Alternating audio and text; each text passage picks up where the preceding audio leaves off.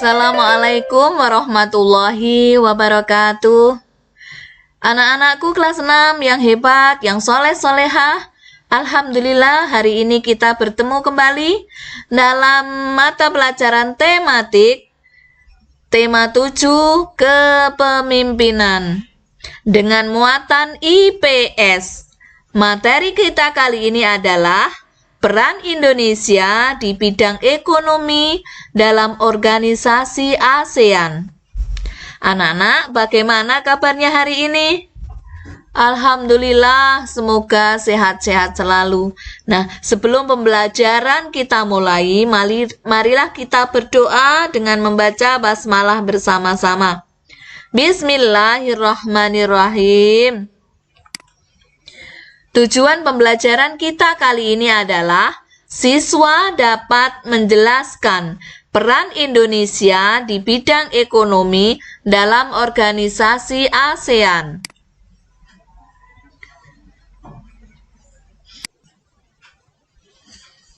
Anak-anak, perhatikan gambar peta negara-negara Asia Tenggara di bawah ini. Nah, perhatikan ya. Itu Indonesia. Indonesia adalah negara kepulauan ya, terdiri dari beribu-ribu pulau. Nah, di wilayah Asia Tenggara ini ada lagi negara kepulauan. Coba perhatikan. Ya, yang warna oranye itu ya. Negara mana, anak-anak? Filipina. Itu juga anggota ASEAN. Kemudian Brunei ya. Singapura. Nah, Singapura ini adalah salah satu negara yang maju ya di wilayah Asia Tenggara. Asia Tenggara yang lain masih negara berkembang menuju maju. Namun kalau Singapura ini sudah negara industri. Oke, kemudian Malaysia, Kamboja, Vietnam, Thailand, Myanmar dan Laos. Oke. Ya. Nah, ini negara apa saja yang masuk dalam wilayah Asia Tenggara? Ya, Indonesia, Malaysia, Filipina, Singapura, Laos, Timor Leste. Nah, perhatikan Timor Leste ini dulu sebelum tahun 1999 masuk ke dalam negara NKRI ya Indonesia. Namun tahun 1999 melepaskan diri dan mendirikan negara baru yang dulu namanya Timor Timur menjadi namanya Timor Leste. Oke, Thailand, Kamboja, Vietnam, Brunei dan Myanmar. Nah, sekarang dari wilayah negara-negara di wilayah Asia Tenggara ini, negara apa saja yang masuk sebagai anggota ASEAN? Ya, Indonesia, Malaysia, Filipina, Singapura, Laos, Thailand, Kamboja, Vietnam, Brunei dan Myanmar. Ada 10 negara ya. Yang dulu pendiri ASEAN berapa yang menandatangani deklarasi Bangkok? 5 ya, akhirnya menjadi 10 sekarang. Oke, kita lanjutkan anak-anak. Kita akan membahas sumber daya apa saja yang menjadi keunggulan tiap negara ASEAN. Tentunya setiap negara punya sumber daya alam yang diunggulkan. Misalkan Indonesia terkenal dengan rempah-rempahnya. Ya, sejak zaman penjajahan itu bermula mereka itu menginginkan apa? Rempah-rempah. Ya. Itu ada beras, kelapa sawit, kopi, hasil kelautan, minyak bumi, dan gas alam. Kemudian yang kedua, Malaysia terkenal dengan beras, karet, minyak bumi, dan gas alam. Nah, selanjutnya Thailand, beras, ubi-ubian, kayu, dan gas alam. Brunei, keunggulannya adalah kelapa sawit, minyak bumi, dan gas alam. Mereka makmur, negara ini makmur karena minyak buminya ya. minyak bumi dan gas alamnya. Oke, kita lanjutkan. Singapura. Kalau Singapura itu negaranya kecil, juga tidak memiliki sumber daya alam. Namun, di antara wilayah negara-negara di Asia Tenggara yang termasuk maju dan termasuk negara industri adalah Singapura, ya. Negara industri karena banyak industrinya. Kemudian Kamboja, beras, ubi-ubian dan karet. Myanmar, beras, karet, gas alam dan emas. Oke. Kita lanjutkan anak-anak. Anak-anak, kalian tahu produk apa saja yang dihasilkan yang merupakan unggulan dan diekspor negara anggota ASEAN ke negara lain? Iya, ini coba kita bahas yang pertama, Indonesia. Nah, negara kita unggulannya adalah ini kelapa sawit, ya, beras, kakao, kopi, teh, cengkeh, serta batu bara. Ini diekspor ke negara lain. Kemudian Thailand, ya. Thailand ini mengekspor beras serta sayuran, ya, hasil pertanian. Kemudian Brunei. Anak-anak, kalian masih ingat di semester 1 Brunei terkenal dengan apanya? Iya, minyak bumi dan gas yang menjadikan negara tersebut kaya. Oke ya, tekstil, minyak bumi dan gas ini yang diekspor sebagai produk unggulan. Kemudian Filipina. Apa produk unggulannya dan diekspor ke negara lain? Tekstil, garmen, komponen kendaraan bermotor. Nah, sekarang Malaysia. Apa saja? Kelapa sawit, tekstil, timah, serta beras.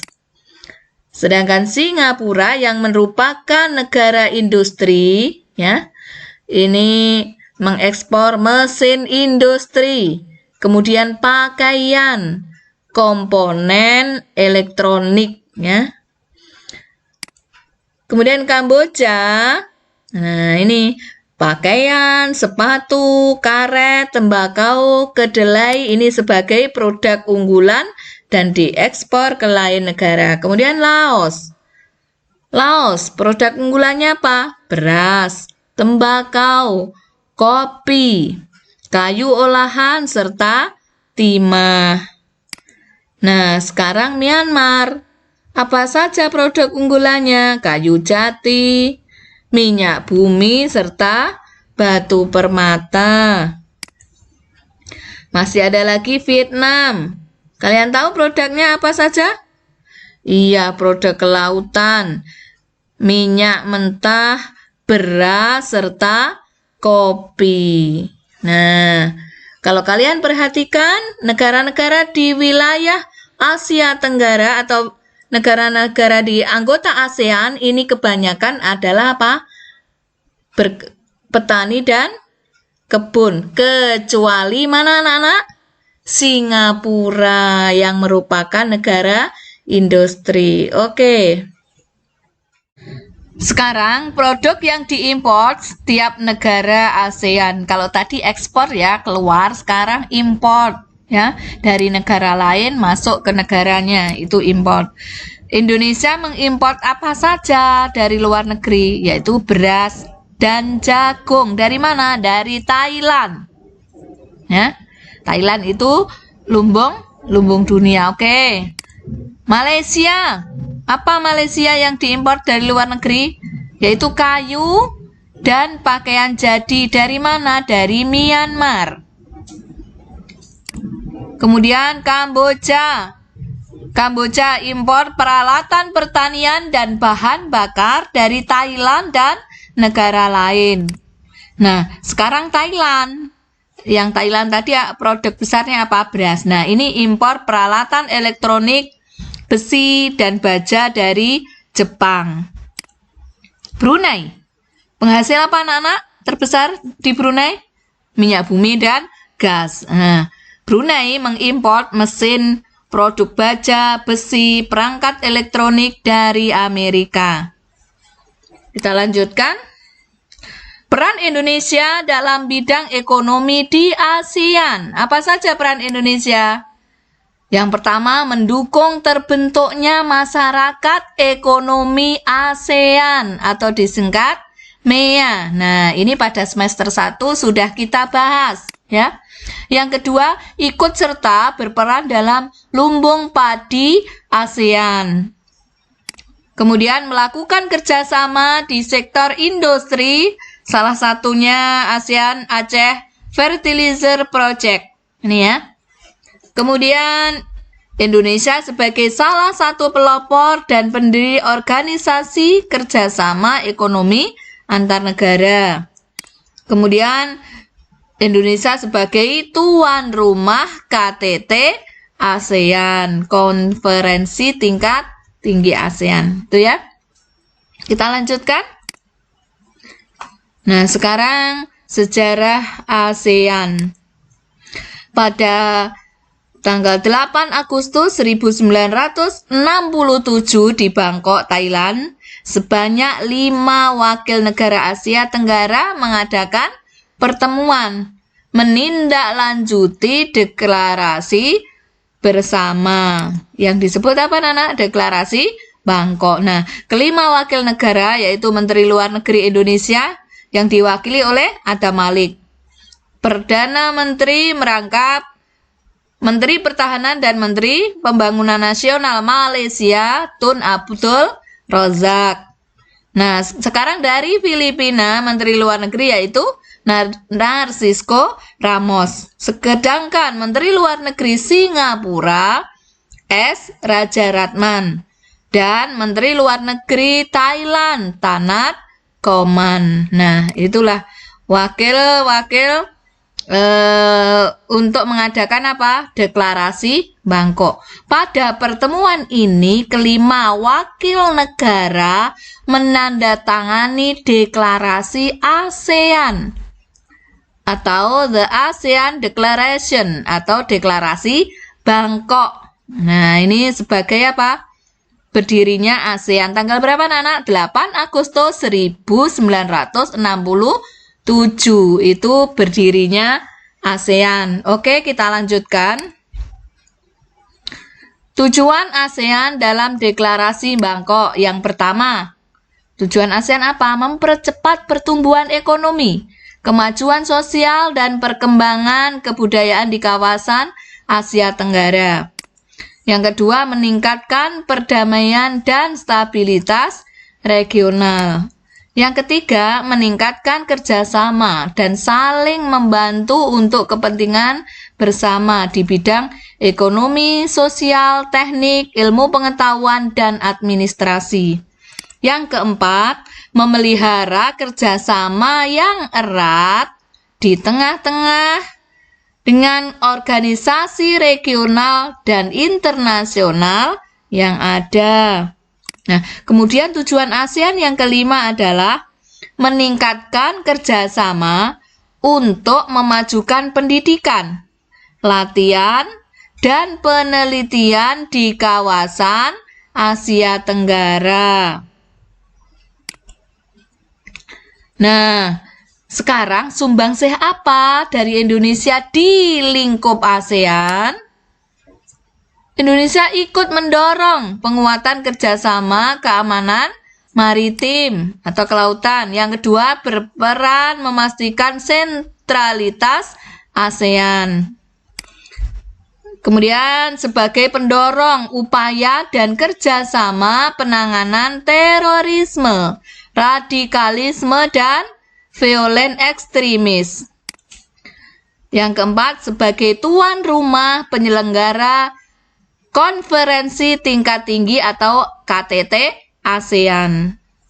Yang kelima, menjadi pemimpin ASEAN pada tahun 2004. 6. Sebagai tuan rumah pertemuan khusus pasca gempa dan tsunami. 7. Sebagai koordinator dalam pelaksanaan KTT ASEAN bersama negara luar. Kemudian sumbangsi yang lain adalah mengusulkan pembentukan komunitas keamanan di Asia Tenggara. Nah, kita lanjutkan. Apa wujud integrasi ekonomi ASEAN? Dalam lingkup ASEAN, negara-negara anggota berupaya mewujudkan integrasi ekonomi ASEAN. Untuk mendukung upaya ini dibentuklah Komunitas Ekonomi ASEAN atau KEA. Nah, dalam lingkup ASEAN, wujud integrasi ekonomi sebagai berikut. A. Tercapainya wilayah ASEAN yang aman dengan dinamika pembangunan lebih tinggi. Kemudian wujud integrasi yang kedua, pengentasan kemiskinan masyarakat ASEAN dan peningkatan pertumbuhan ekonomi untuk mencapai kemakmuran secara merata dan berkelanjutan. Nah, sekarang berkaitan dengan pelaksanaan KEA, negara-negara ASEAN menjalin kerjasama ASEAN di bidang ekonomi, yaitu membuka pusat promosi ASEAN. Apa yang dimaksud? Yaitu dilakukan di mana? Di Jepang. Sektor yang dipromosikan apa? Meliputi perdagangan, pariwisata, dan investasi. Nah, bertujuan untuk apa? Untuk meningkatkan kegiatan ekspor negara-negara ASEAN ke Jepang dan untuk meningkatkan jumlah investor Jepang ke negara-negara ASEAN. Yang kedua, kerjasama ASEAN ya, sebagai negara yang menyediakan cadangan pangan. Nah, peran ini dilakukan Indonesia untuk menyediakan cadangan pangan negara ASEAN. Tidak hanya menguntungkan secara ekonomi. Nah, peran ini dilakukan saat negara lain mengalami krisis pangan. Bersama Malaysia, Filipina, Thailand, Vietnam, dan Indonesia sebagai penyedia cadangan pangan. Kemudian yang ketiga, menjalin kerjasama di bidang perindustrian dan perdagangan. Kerjasama perindustrian dan perdagangan meliputi sektor industri, perdagangan barang, dan fasilitas perdagangan. Kerjasama di sektor industri dilakukan melalui ASEAN Industrial Cooperation atau AICO ya. Kerjasama di sektor perdagangan ditunjukkan dengan ASEAN Free Trade Area atau disingkat AFTA. Nah, ini AFTA itu kerjasama di sektor perdagangan. Kemudian ASEAN Economic Community atau AEC dan Koperasi ASEAN. Ini bidang perindustrian. Kemudian kerjasama di sektor fasilitasi perdagangan. Negara anggota ASEAN sepakat menandatangani protokol One Designation of Transit Transport Router and Facility untuk memfasilitasi transportasi barang di kawasan ASEAN. Nah, yang keempat, menjalin kerjasama di sektor jasa. Apa saja? Nah, dalam sektor jasa ini, negara-negara ASEAN mengesahkan ASEAN Framework Agreement on Service atau AFAS. Yang kelima, mendukung pembentukan integrasi ekonomi di kawasan Asia Tenggara. Nah, sebagai negara anggota, Indonesia mendukung terbentuknya MEA. Adanya MEA, kegiatan perekonomian di Asia Tenggara semakin berkembang. Hambatan perdagangan internasional pun semakin berkurang. Nah, kondisi ini bisa meningkatkan pertumbuhan ekonomi Indonesia khususnya. Anak-anak, ini tadi ya yang kita bahas muatan IPS, peran Indonesia di bidang ekonomi di wilayah ASEAN. Semoga bermanfaat, kalian pelajari. Nah, kita akhiri pertemuan kali ini dengan membaca hamdalah bersama-sama. Alhamdulillahirabbil alamin. Assalamualaikum warahmatullahi wabarakatuh.